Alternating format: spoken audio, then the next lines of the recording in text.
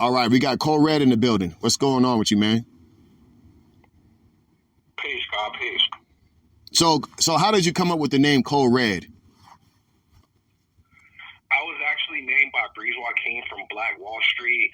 I was looking for a new moniker at the time, and I don't know, we was just talking about a lot of different things, including the Bloody Money mixtape 2, Bloody Money 2 mixtape that I was supposed to be on, that we didn't get to get on, and so he was just like, how about we name you Kode Red? He was like, that's pretty dope. I was like, all right.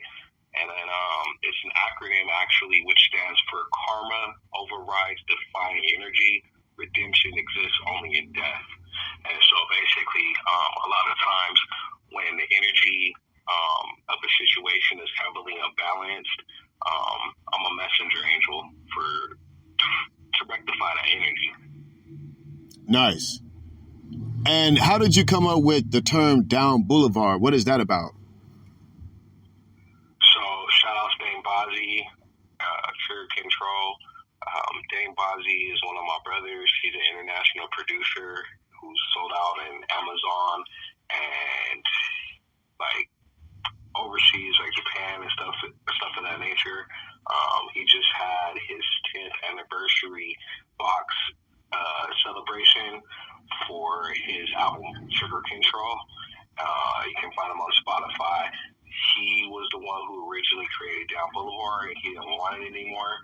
So I told him to give it to me, and he did. And so that's what it is now. It's really organized. So it's a series of organizations, but we also say that it's the home for the broken-hearted refugee, and that may you guys find peace here. So when you think of Down Boulevard, think of basically like a multiverse, and of where all of my art would exist, and where it comes in conjunction with others, and that's what Down Boulevard is. Okay. What's your affiliation with BWS, if you don't mind me asking? No big worries. As I said, I was named by Breeze Joaquin. I met him early in, let's say mid-2000s. I met him, and he was from a crew called Black Wall Street. I didn't know what that was at first, but he basically took a liking to me. I took a liking to him, and we just started hanging out. And then he named me, and he basically grabbed me underneath that situation. Later on down the road, I met Meezy Fettuccine DiCaprio, shout out, salute. And meeting him, we decided to become allies and further connect. So Black Wall Street, for all those that don't know, is the rapper The Games crew. And I have a connection with them now through Meezy that originated from my meeting of Breeze Joaquin. And was Black Wall Street originated in Compton, California, or like in the LA area? Yeah, it's originally, that's what's funny about me is I'm from San Diego, but Riverside and Los Angeles have been homes to me too. And Black Wall Street originally was a term that meant a set of businesses for individuals that were black businessmen during the Prohibition era, I believe, where there was high slavery and things of that nature as well. Like, these are the buildings that the government bombed and took away from black people. Well, apparently Game and his crew took this name and basically made a remembrance for these people out of it, and Black Wall Street is a token remembrance of that occasion, and a point of history, and it's really centralized on Brazil and Wilmington, which is a cross section in LA. Yeah. Okay. The reason I ask that is because I hear a lot of people ask, what that means. And I know that I heard of Meezy. You know, I'm a fan of Meezy's music as well. And I have noticed that Tulsa, Oklahoma is named after Wall Street. You know, it's called Black Wall Street in that area. But then I looked and I saw, you know, that there's a Black Wall Street Records in Compton. So I was like, what Wall Street is he actually referring to? So that's why I asked that question, because there is a story, or like a backstory, about Tulsa, Oklahoma, you know, being named Black Wall Street, and you have to just study it. Do you have any idea what I'm talking about? Yeah, that was, I believe, during 1921, which is why I said I believe it was during the Prohibition era, and it was the section of businesses.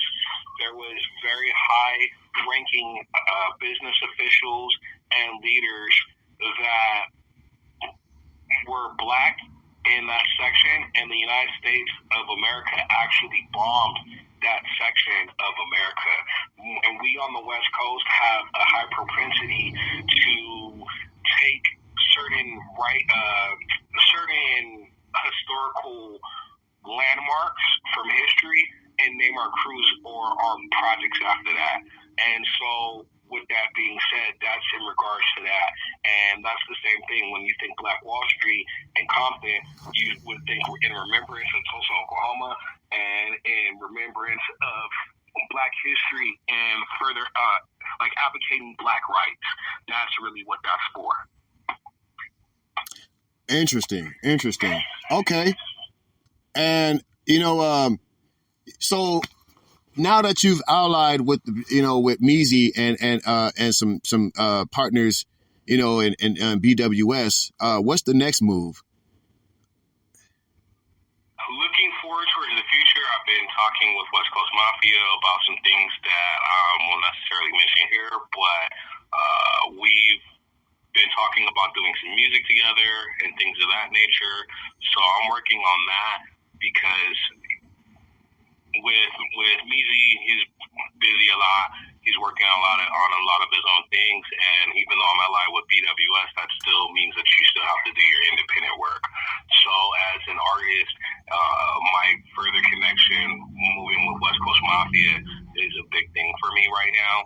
And then also trying to get my book in print, because I am an author too. So I'm going to get my book in print and move forward with that. And then also I have a connection right now for people that want podcast material to go on like live TV and things of that nature. Probably pairing with them, with a couple of other artists or content creators, if you will, so that we can do that. One of my friends, shout out the other half of Above the Order, his name is Marcos Tegui, aka Shinobi, is really big on trying to repurpose Hollywood right now in terms of making independent creators bigger, because of not only because of the strikes, but also because of the fact that in previous times Hollywood was so unapproachable, and so like it was very hard for us to get in. But now that we have our own media, we can be the news, we can do what we want to do ourselves now. He's big on trying to move into that, and I'm definitely trying to help him with that. So that's where I stand at with that. Okay. That's interesting, man. That's really good. Thanks for sharing that with us, Kode Red. We've already went in about 9 minutes. So, you know, we have a few minutes left, and, you know, we can go a little longer, you know, up to 30 minutes. It's no big thing. I'm no big hurry. But I really appreciate, you know, you sharing how did you get the name Kode Red? How did you come up with Down Boulevard and your affiliation with BWS? And it's really interesting to hear about the history and the timeline on some of these series of events of the Black Wall Street. You know, how do you feel about, you know, having reaching these alleys and, you know, and these goals, and and how do you keep yourself determined? That's a good question. The determination part, I have to think about why I'm still doing art, and why, and who I'm doing art for.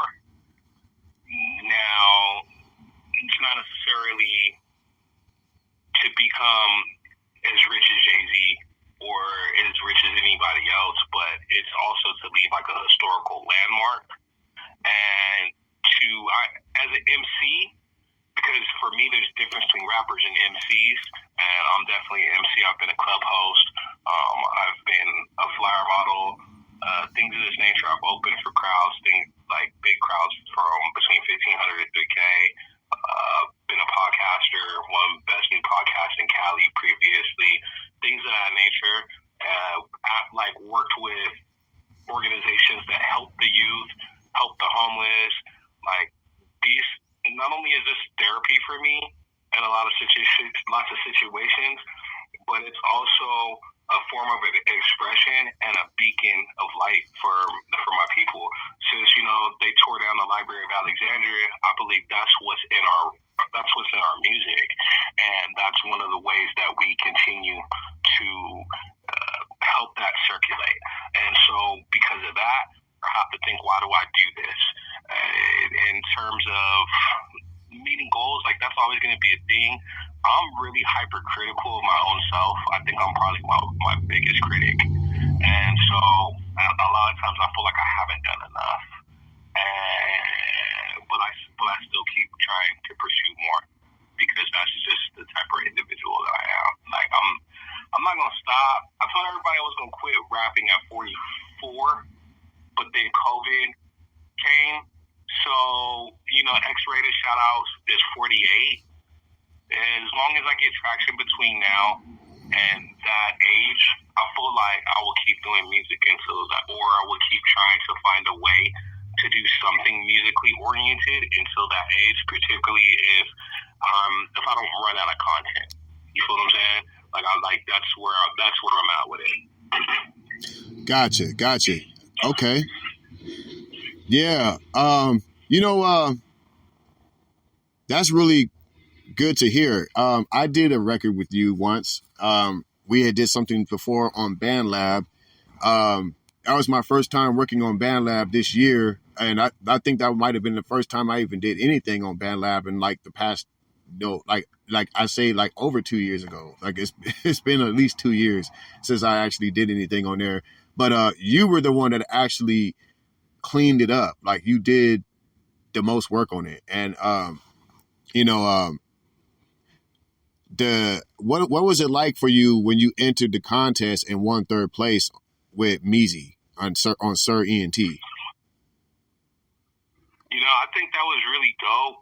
The record was really dope. I think the problem with the record was that an individual copied our tags.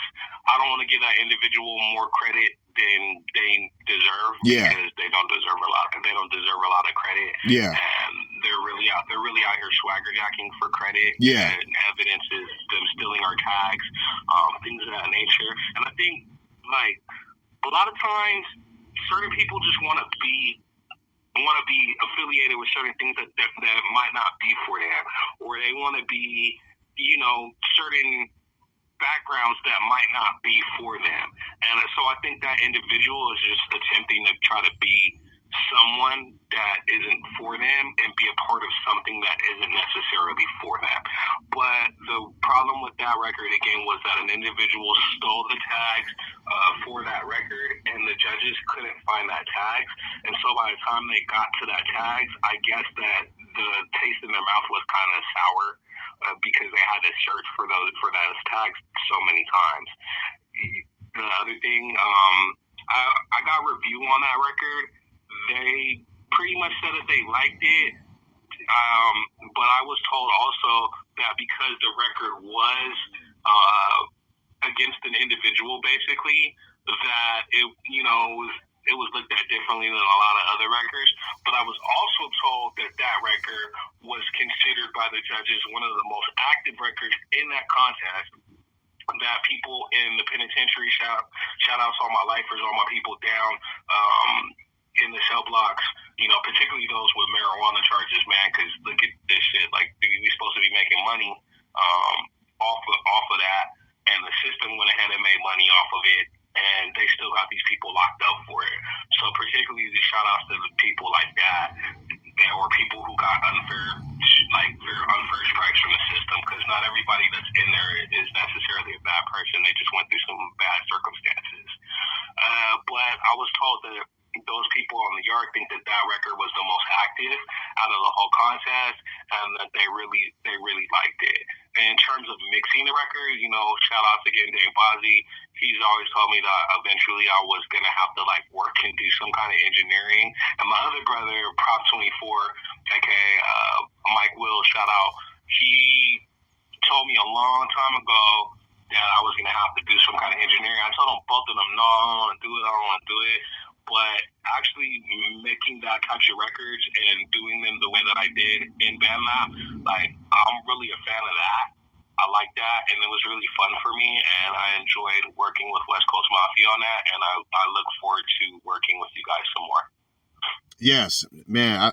Thank you, man. Same here, man. We can't wait to work with some more of your talent, man. I love working with you, man. And we just did that one record, and people were already jumping on us about that, So, yeah, congratulations. Yeah, you had won third place, and now Meezy has been offered an opportunity to actually host contests for the Rap Fame app, according to Meezy, and I'm really proud of him about that. When are you and Meezy working on anything? Because I actually talked to Meezy and I asked him, is he going to work on a record with you? And he says, yeah. And he had told me that he sent you a beat just over the weekend or something like that. So how is that working for you? I still haven't necessarily received anything from him. I have heard some bits and pieces of the projects that he wants to work on. And, when it's time, that's kind of the type of person Mr. DiCaprio is when it's time for him. And I get it because he has a lot going on. He's busy in a lot of different ways. So, shout outs to him. But I definitely want to work with him again. And I can't wait till we work with each other again. It's always like a family reunion, bro, when I work with this guy, because we're fam, but one of us is in one state and the other one is in the other state, even if we in the same state. Yes. That's the way that it is. And that's just the way life is, man. So, once again, it'll be like a family reunion, and I definitely look forward to working with him. He has an immense sorts of talent, and he has an awesome sense of direction with how he maneuvers in his talent. And so that's fire. Yes. So shouts out to him again. And like I said, we'll be working. And then I was also told I was added into another section of music with him and yourself. Yes. So I'll be responding to that soon too, and we'll see what can we get out of that and what happens. And that's pretty much where I stand out on that. Big shout out to Meezy DiCaprio and SIR Entertainment, or better known as SIRENT. You know what I'm saying? And you know what? I want to just give a big shout out to all the San Diego artists out there. I mean, I can't name them all, but Mew and I have talked about Mitchie Slick. We talked about J.O. Felony. We talked about Twisted Insane. We might have talked about Nick Cannon. I'm not really sure. I know we discussed about, I know we talked about Snow the Product. Shout out to all of them. iRock, you know what I'm saying? I love listening to, my California artists. I love it on the West Coast. So I was really looking to speak with you on this episode, on this podcast, because I listened to your work and I just thought that you were just really built for this Black urban hip hop shit. You already look like you belong to Strange Music, and you fit along with Twisted Insane and all the rest of them, ISO, or even X-Rated. When you discussed with me about his album A Prayer in Hell, you gave me bits and pieces about the background story of his album, and I thought it was really interesting.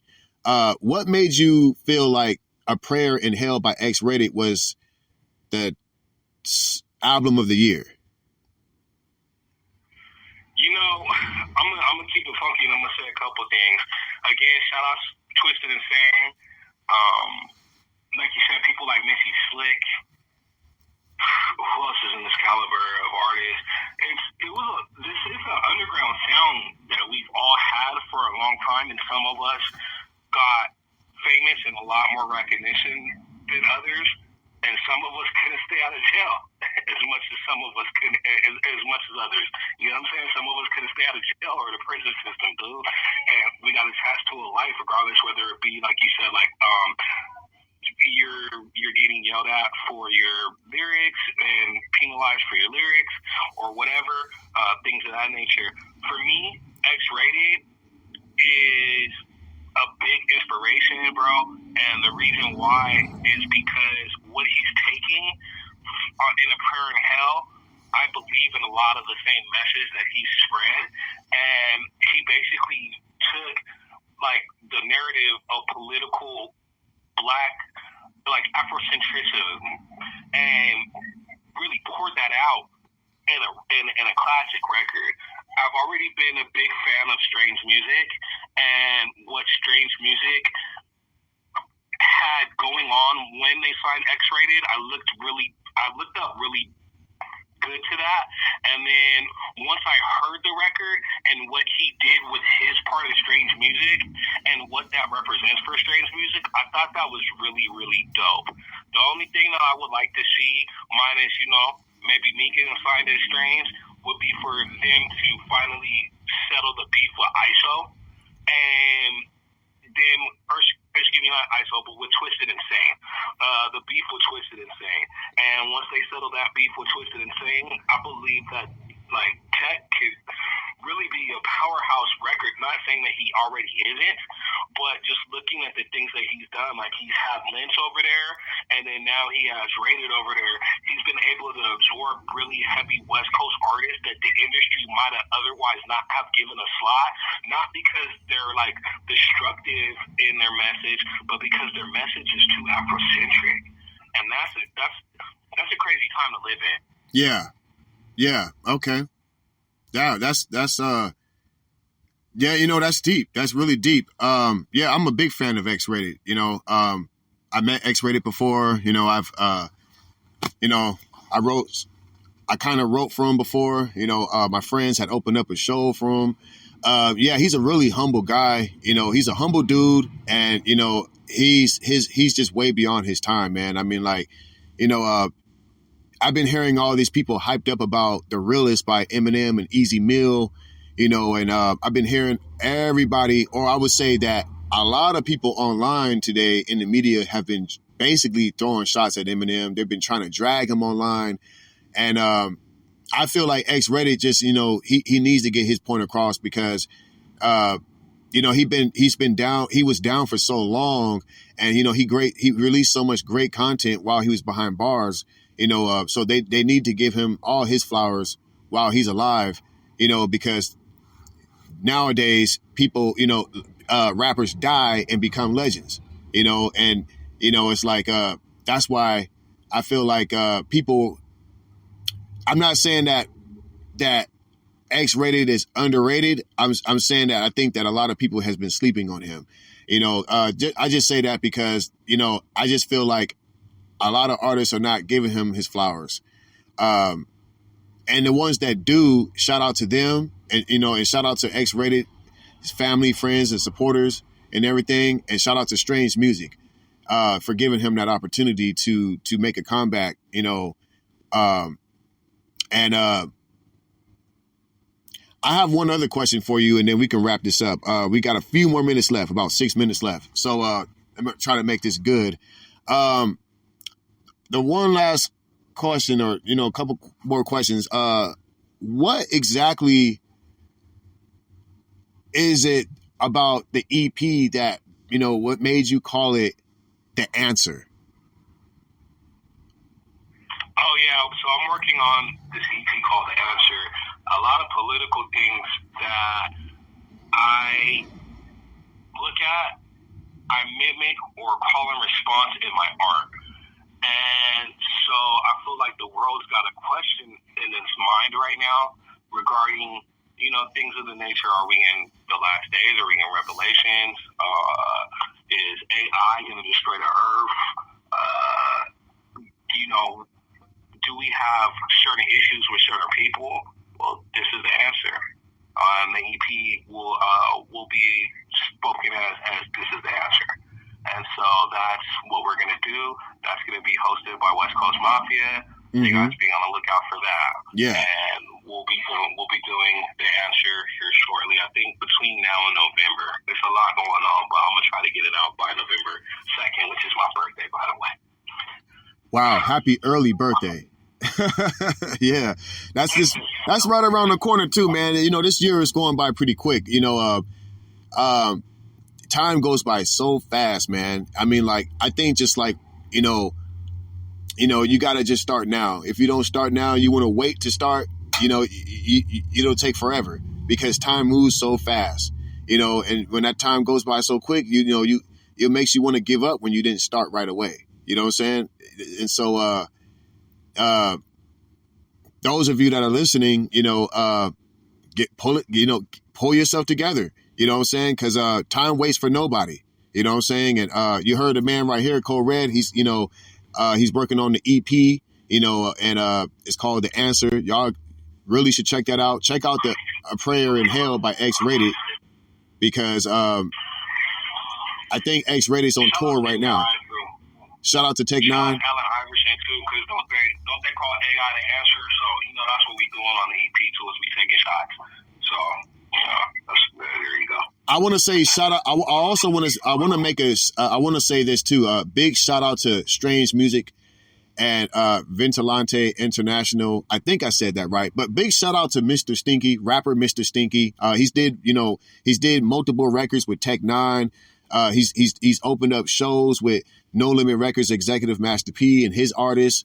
You know, he's done some records with Nipsey Hussle. You know, he's got records with Gigahertz. You know, he does all kinds of music. You know, he's reggae, dance hall, rap, hardcore, hip hop, everything. I mean, like, you know, and I want to say that because big shout out to Mr. Stinky because he's kind of the reason why I wanted to do more podcasts. You know, I hadn't did any podcasts for over 2 months. And then like suddenly, you know, Mr. Stinky, you know, reaches out to me and, I reached back out to him and we recorded an interview and he published it on his podcast on Anchor. And I think the episode is called Jay Sanders and Crew from San Jose with Mr. Stinky, I think. And we just talked about, the music industry, some really vital information about the music business, and so shout out to Mr. Stinky for having me on his podcast. That's like the closest I've ever been to talk to someone from Strange, one more question for you before we wrap this up, Mr. Kode Red.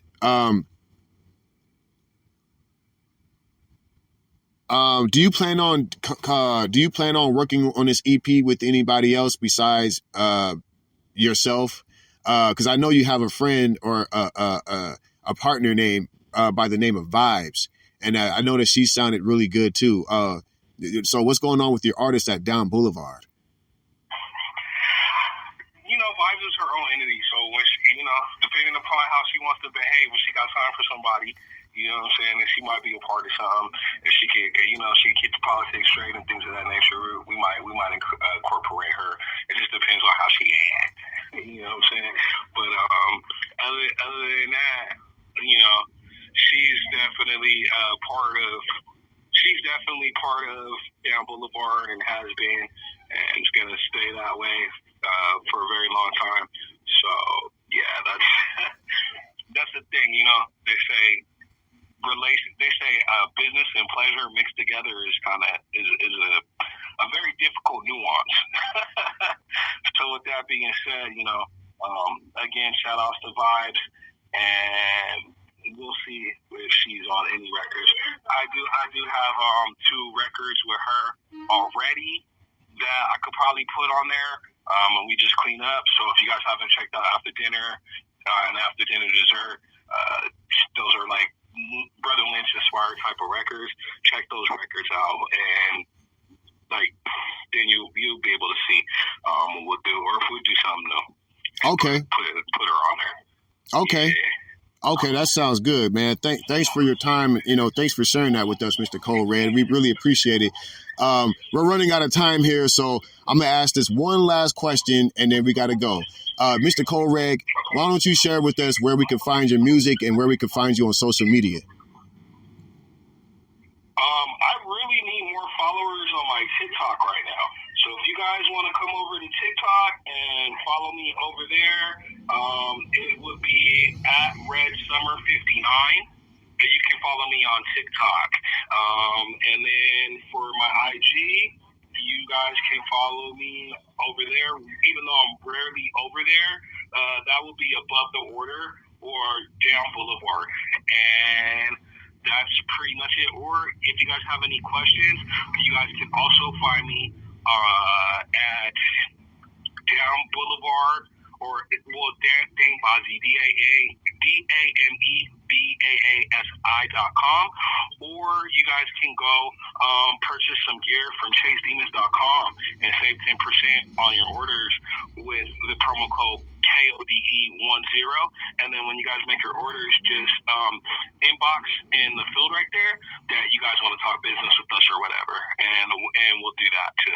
And by the way, the Chase Demons brand does does promote advocacy for against like our lower vibrational frequency, so like stress, fear, things of that nature. That's why it said we chase demons, we don't let them chase us, and so that's the thing with that. Excellent. Sound good? Sounds good. Well, Mr. Kode Red, thank you for being here with us today. Thank you so much for working on that record with me on you know what I'm talking about, and I really look. We can go ahead and say, hey, you can say Ryder's not a legend. That's all I need to know about that. That's all I need to know about. That's as far as the conversation of that individual. That's all I need to know. I really appreciate that, man. Thank you so much, man. I'm looking forward to working with you again. And big shout out to Down Boulevard. Big shout out to BWS.